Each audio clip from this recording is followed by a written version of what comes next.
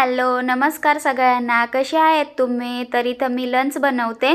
तर भात ठेवला आणि मी 3 डाळ मिक्स करून घेतल्या. तूर, मूग आणि मसूर छान अशा स्वच्छ पाण्याने धुवून घ्यायच्या आणि थोडंसं पाणी घालायची, थोडीशी हळद घालायची आणि थोडंसं तेल घालायचं, म्हणजे शिटी वाजताना पाणी जास्त बाहेर फेकत नाही. तर ते लावून द्यायचं कुकर आणि इथं मी मिरची आणि लसूणची पेस्ट करून घेतली आणि छान अशी कोथिंबीर धुवून आणि कट करून घेतली. त्याला फोडणी करायची.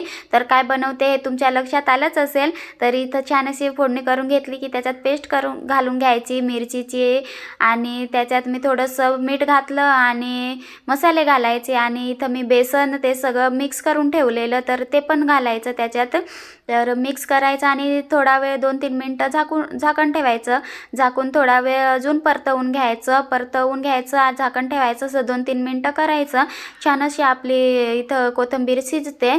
तर इथं बघा छान असं झाकण ठेवलं आणि इथं मी दाल तडका बनवते. तर त्याच्यासाठी इथं मी थोडंसं त्याच्यात मीठ टाकलं आणि छान मॅश करून घ्यायची डाळ. तर मिक्स करायचं आणि पाणी घालायचं त्याच्यात. पाणी घालून पण छान असं मिक्स करायचं आणि बाजूला ठेवायचं. तर इथे मी दाल तडका पुढे दाखवतेच तुम्हाला.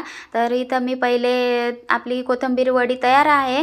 तर तेच सेट करायला ठेवायची. तर मी थोडंसं प्लेटला तेल लावून घेतलं आहे आणि त्याच्यावर गरम गरम अशी काढून घ्यायची आणि त्याला हाताने अशी प्रेस करून आणि छान अशी सेट करून घ्यायची. तर सेट करून घ्यायची आणि मी लगेच कट करून बघत होती, पण लगेच कट करायची नाही. ते थंड झालं ना की नंतरलाच कट करून घ्यायची. तर हे बघा मी करून बघते, पण लगेच नाही झाली. थोडंसं थंड होऊ द्यायचं, नंतरला करायचं. तर इथं मी दाल तडका बनवते. त्याला छान पातेलीत थोडंसं तेल घालायचं, जिरं मोहरी घालायचं. जिरं मोहरी तडतडली की त्याच्यात लसूण घालायचा, मिरची घालायची आणि छान अशी डाळ टाकून द्यायची त्याच्यात आणि कट केलेली कोथिंबीर पण टाकायची. छान लागते.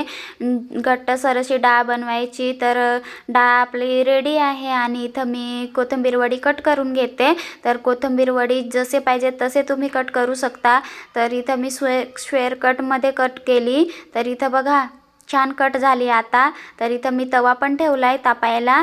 तर तव्यावरच करणार आहे. तुम्ही जर डीप करत असाल तर डीप फ्राय पण करू शकता, पण मी इथं आता तव्यावर शॅलो फ्राय करते. तर थोडंसं तेल घालायचं आणि सगळ्या कोथिंबीर वडी टाकून द्यायच्या. तर बघा किती छान कलर आला आहे ना. छान असा खरपूस भाजून घ्यायचे. आपल्या कोथिंबीर वडी रेडी आहेत. तर या जेवायला. तुम्ही पण अशा बनवल्या नसतील तर नक्की ट्राय करा. छान लागते कोथिंबीर वडी अशा प्रकारे. तुम्ही जर माझ्या चॅनलवर नवीन असाल तर नक्की सबस्क्राईब करा चॅनलला. चला बाय, टेक केअर.